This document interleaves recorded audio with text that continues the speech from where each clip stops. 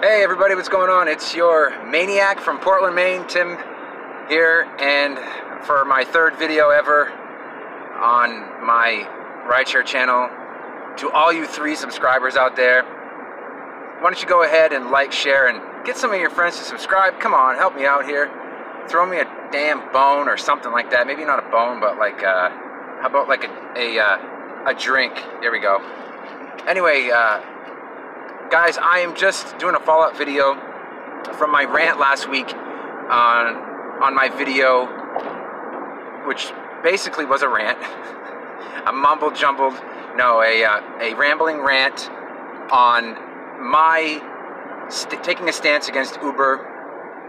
And basically, I started doing these videos because I have been most certainly and without a doubt influenced by all you guys out west, the rideshare professor, my favorite driver, the appreneur, Uberman, all you guys and whoever else I left out. You know who you are. I watch your videos too. I just want to contribute to how Uber is affecting Uber, LYFT, and any other rideshare systems that, or excuse me, apps or platforms that come out. I just wanted to say, you know, last week I was pretty pissed off. You know, I was able to find out some things as far as the banking fiasco that just didn't really make a whole lot of sense to me.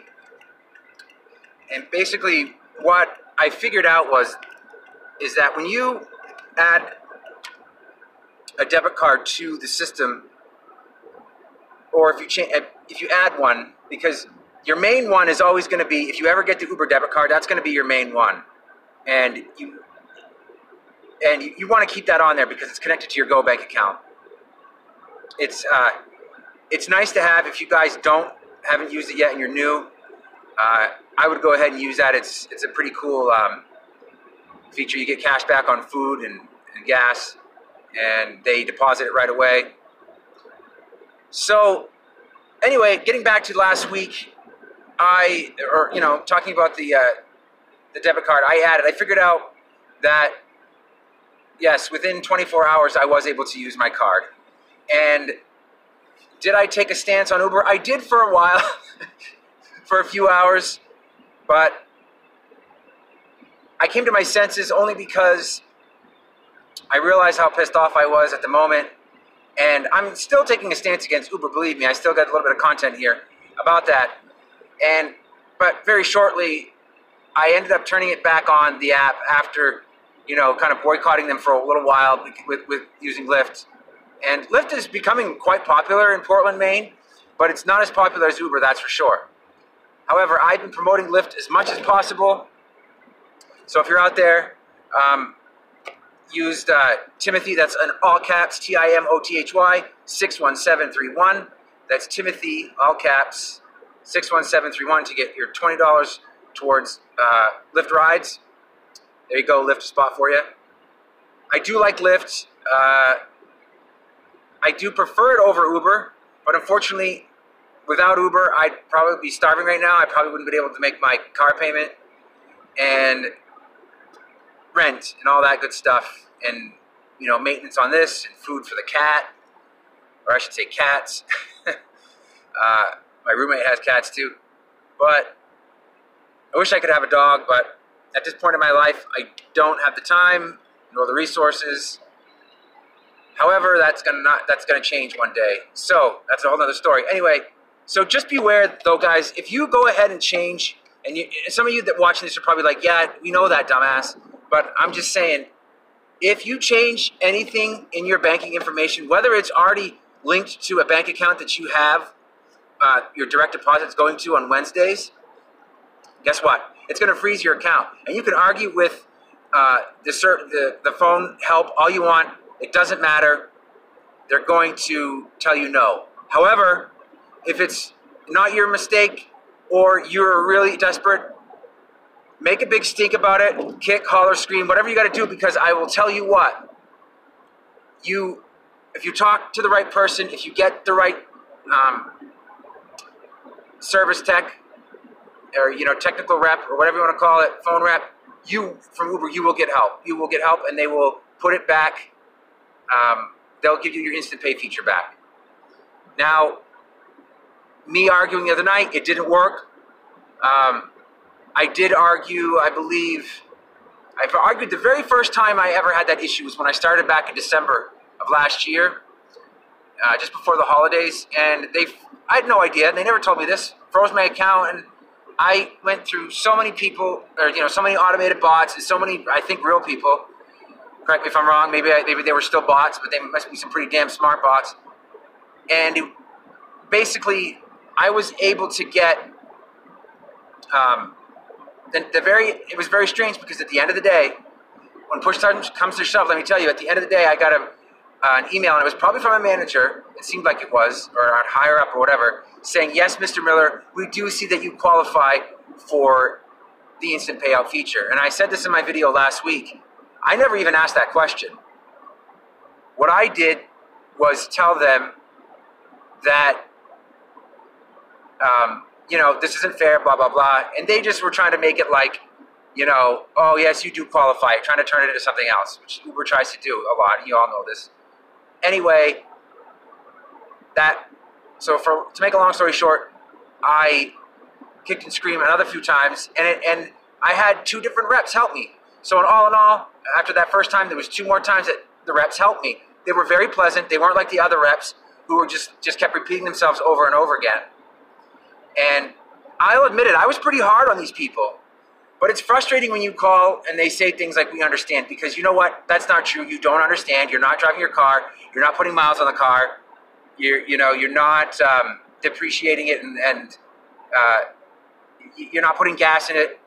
And I said some, I made some snide remarks about Dara too, but that's just because I was pissed off. I've done it on the phone even, rightfully so. But hey, Dara, if you see this or you're watching it, I get it, man. You're doing your job too, but you've got to take care of us. You have to take care of us, because if not, you are biting the hand that feeds. And ultimately, you're your own downfall. If you piss on the things below you, it's going to look like shit after a while, right? So, and it's not going to give you any value. People aren't stupid. People talk, man. Anyway, I don't want to go on about that. So the other part I wanted to follow up on was basically that the service fees. I just wanted to say that I've kicked and screamed for a long time as well about the service fees. And I noticed that I very first noticed it when there was the accident in Arizona with the woman getting hit in the crosswalk by one of the autonomous vehicles that Uber has out there. Now, I kid you not, it was with less than a week's time, or even within a few days, I had this $19 fare. Uber kept $10 of that. And I figured it out. It was $10 and some cents. It was about 63%. I showed it to Torsten, rideshare professor. He agreed with me that it was pretty harsh. I mean, it's obvious. I didn't even have to really show it to Torsten, but I wanted him to know, and I wanted you guys to know, if you've never heard of it, that it's been happening to us out here too. It's been happening to, it sounds like, everybody all over. And I feel like it's my job not only to kick and scream at Uber, but to make a video, or make videos, and continue to contribute to helping and reporting about what's been going on in the front lines, just even here in the East Coast. And, along the way, show some of my little tips and tricks of the trade for those of you out there, whether you're on the West Coast, whether you're in the middle of America, South, West, East, North Pole, South Pole, no, across the world, we'll put it that way. So what I've noticed, though, you guys, is that when I've called and I've also emailed. I want to say one of the very few times that I called when they took that $19 fare, and when they took and they screwed over one of my riders, by charging him a hell of a lot more for the same distance, for the same exact ride, the very following day. The day before that, the fare was much cheaper. It was about $4 or $5 cheaper, maybe even more. I know it's close to at least 4 or 5, maybe a little bit more. And Uber just doesn't, they don't really acknowledge it. All they do is they have that silly explanation, especially when you go ahead and email.